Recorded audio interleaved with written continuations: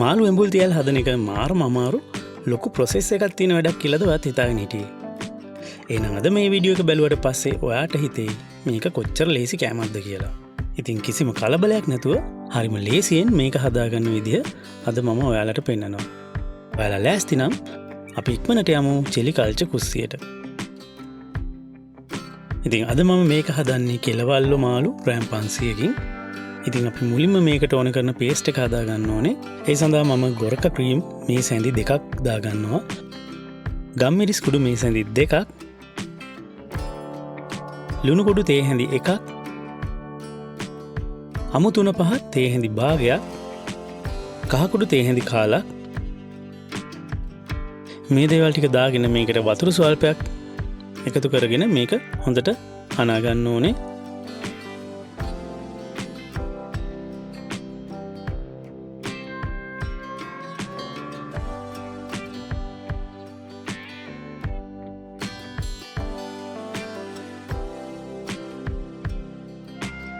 ඉතින් මේ පේස්ට් එක මේ ගානට තියෙන්න අනා ගන්න ඕනේ.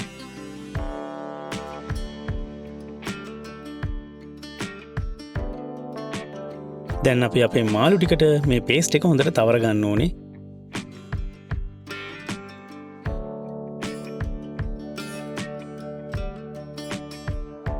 හරි, දැන් මේක සීසන් වෙන්න විනාඩි 30ක් විතර පැත්තකින් තියාගන්නවා.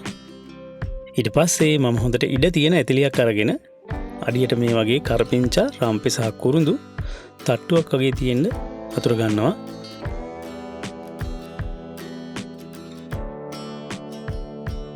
ඉතින් මේ දේවල් මේ විතර දාගන්නේ මාළු ටික අඩිය අල්ලන එක නවත්තන්න වගේම කරපිංචාවල රසත් මාළු වලට හොඳට උරා ගන්න ඕන නිසා. ඊට පස්සේ අපේ මාළු ටික මේ වගේ එක උඩ එක නොහිටින විදිහට අතුර ගන්න ඕනේ.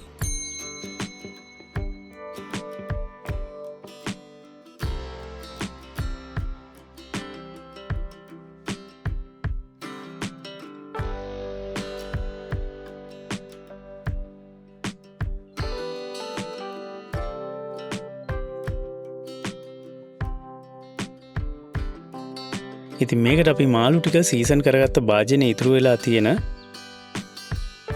ගොරක ගම්මිරිස් පේස්ට් එකේ ඉතුරු ටිකත් මේ වගේ මාළු කෑලි උඩින් ගා ගන්න. මාළු ටික සීසන් කරගත්ත භාජනයේට වතුර කප් 3 කාලක් දාගෙන කලවම් කරලා ඒ ටික මේ වගේ හට්ටිය වටේට දා ගන්නවා.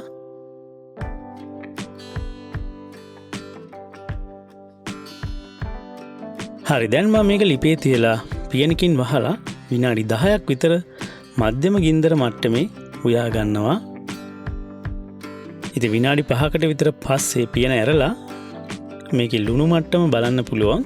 ඉතින් ලුණු අවශ්‍ය නම් විතරක් ලුණු ටිකක් වතුර ටිකක දිය කරලා මේකේ හට්ටිය වටේට දාගන්න.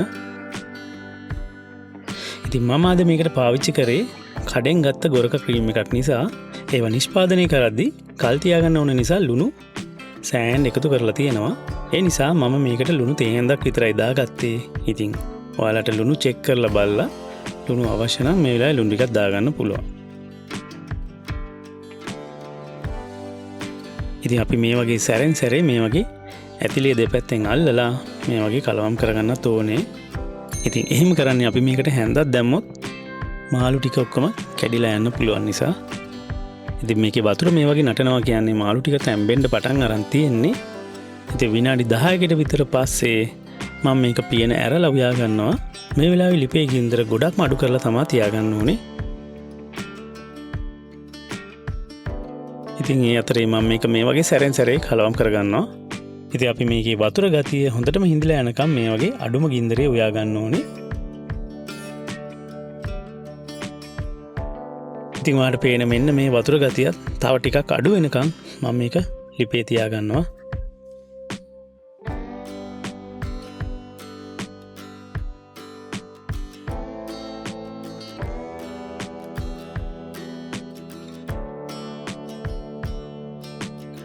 දැන් මම මේක හරියටම පැයක් විතර උයාගෙන තියෙන්නේ.